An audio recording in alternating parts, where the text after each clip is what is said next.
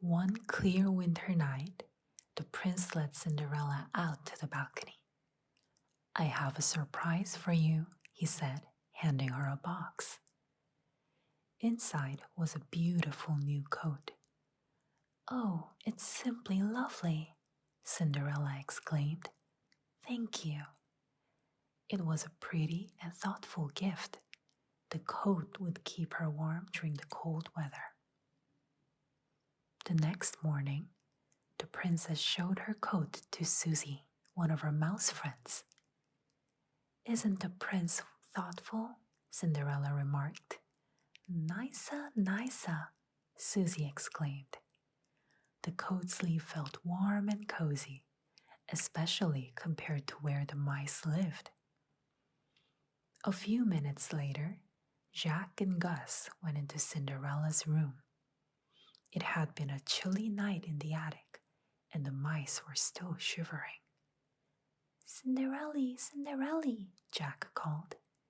He knew that if he told the princess how cold the attic was, she would do something about it.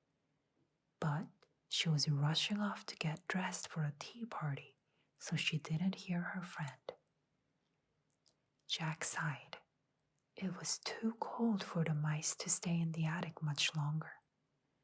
Cinderella had always been very kind to the mice, and Jack was sure she would want them to be warm. So he and Gus called the rest of the mice down from the attic. They sat in front of a blazing fire in Cinderella's room. Before long, their cold paws and tails had warmed up, and their teeth stopped chattering. They'd wait here until Cinderella got back. Soon, the new housekeeper came in to clean the room. But when she saw the mice, she shrieked and shooed them away. "Mice don't belong in the castle," she yelled. "Now get out." The housekeeper didn't know that the mice were Cinderella's friends. She chased them down with a broom. The frightened mice had no choice but to scramble back up to the cold attic. "Oh," Gus began to shiver as soon as the mice were safely upstairs. The mice really needed the princess's help. But how would they be able to speak to Cinderella when they were afraid to set foot downstairs? Wham! Suddenly, the castle gardeners barged through the attic door. Before the mice knew what was happening, he had trapped them. "Now take them outside," they heard the housekeeper say. "Take them far away so they could never return." Meanwhile, Cinderella's tea party had ended, and she and the prince were out riding. As their horses trotted through the countryside, they saw the castle gardener tending to something in one of the fields. "Hello," the prince called out. "It's too cold to be working outside." But the gardener did not answer. The prince called to him again and still got no reply. As they rode on, the prince turned to Cinderella. That was odd," he said. "I can't believe he did not hear me. Why wouldn't he answer?" "Perhaps he was lost in thoughts," Cinderella replied. Cinderella was right. The gardener had been trying to make a decision. He was about to let the mice go, as the housekeeper had ordered, but he was worried about them. He knew it was too cold outside. Finally, he decided to take the mice to the stables.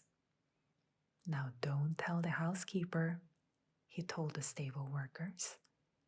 "But these poor mice need a warm place to stay and a bite to eat." The mice were very grateful to their new friends. The mice nestled together in the barn. But as night approached, the stables got colder. Luckily, the horses were very friendly.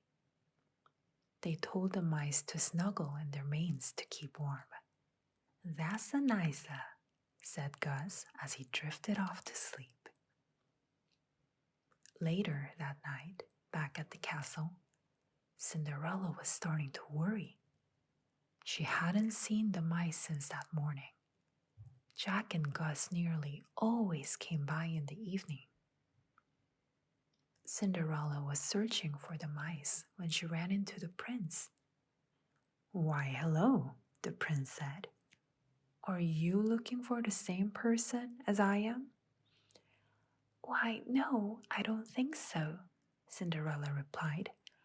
"I'm looking for the mice." "Ah," said the prince. "Well, I am looking for our new housekeeper. Apparently, she threw the mice out of the castle today." "Oh no," Cinderella cried. "Poor dears, they'll freeze outside." "Don't worry," the prince said. "The mice have found a new friend." He told Cinderella about what the gardener had done. Together, Cinderella and the prince went to the stables. They thanked the gardener and the stable workers. Then they gently woke the mice. "Cinderella, Cinderella," the mice shouted happily. Cinderella was relieved to see her little friends safe and sound. Though the stables had been nice, the mice were glad to return to the castle. From then on, Cinderella made sure the mice always had a warm place of their own in one of the main rooms of the castle.